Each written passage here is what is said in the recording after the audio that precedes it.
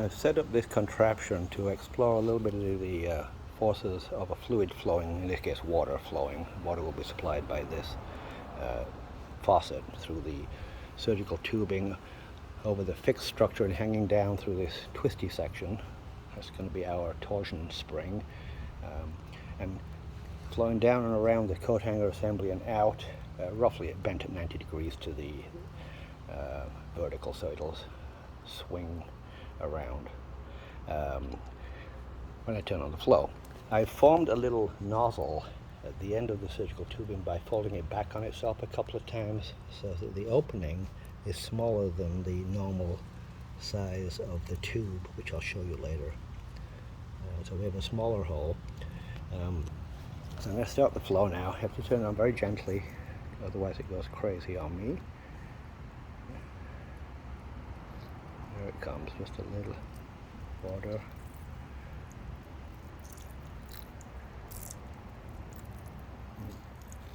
Kind of want to get it balanced at about, oh, not there. Unstable control system. Maybe a little bit more than that. Basically about a revolution from where we started. So now what I want to do is measure the flow rate. Let me just make it a little bit, it's hard to make small adjustments. Hey, I've got 2 revolutions now, that's not bad. So let's see if I have a ruler here. I'm wondering if we can sort of figure out the flow rate just by ballistics. Well, it's not very horizontal, so maybe not. I'm going to measure the flow rate. I have a measuring cup, and I have another cell phone to use as a timer, as a stopwatch. Too much light reflecting. I don't know that you can see that very well, but anyway, so what I'm going to do is start the timer, and then on a known second, like maybe second 2, I will insert the cup and go for, I think, 30 seconds, and then pull it out. So like stopping at 32. So let's go. Starting the timer, 1 second, 2 seconds. A little bit splashing out, but I'm kind of assuming that that's negligible. Oh wow, maybe the pressure in the line isn't quite constant because it's moving around.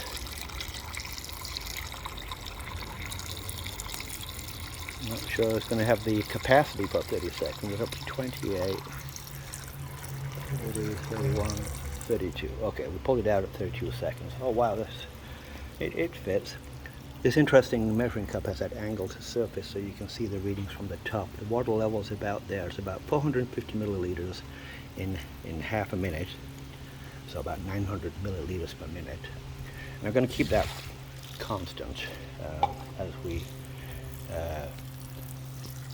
change the hose, change the nozzle setting.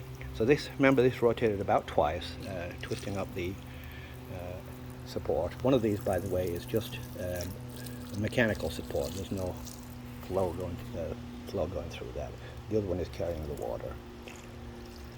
And the arrangement of the loops is sort of tried to be in a plane, so everything cancels out in that direction.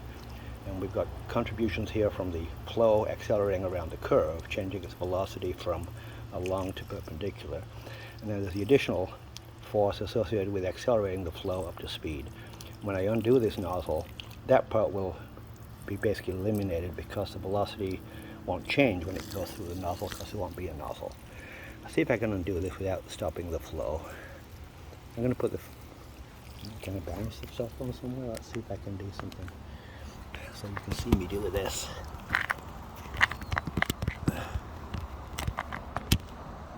Maybe. Let's see if I can get this to work.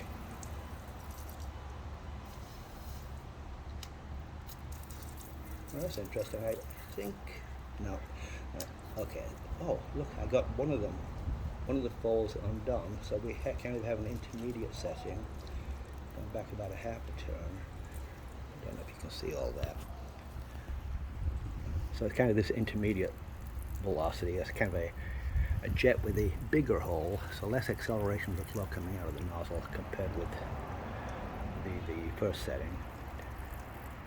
And let's see if I can undo it the rest of the way. There it is. There's the rest of the way, and it's coming back. So now it's at about one revolution from where we started, and now there is no jet, no nozzle. It's just coming out at constant speed. So this amount of twist is due to the flow going around the bend. If I made that come straight out, it would just go back to the starting position. So the flow going around the bend is producing enough torque to rotate this torsional spring by one rotation. And when I had the original nozzle, it went 2 revolutions, so about twice the torque. Assuming this spring is linear, it's probably not quite. Flow rate should be the same. Is it worth measuring it again? As well. Let's see, get my timer back.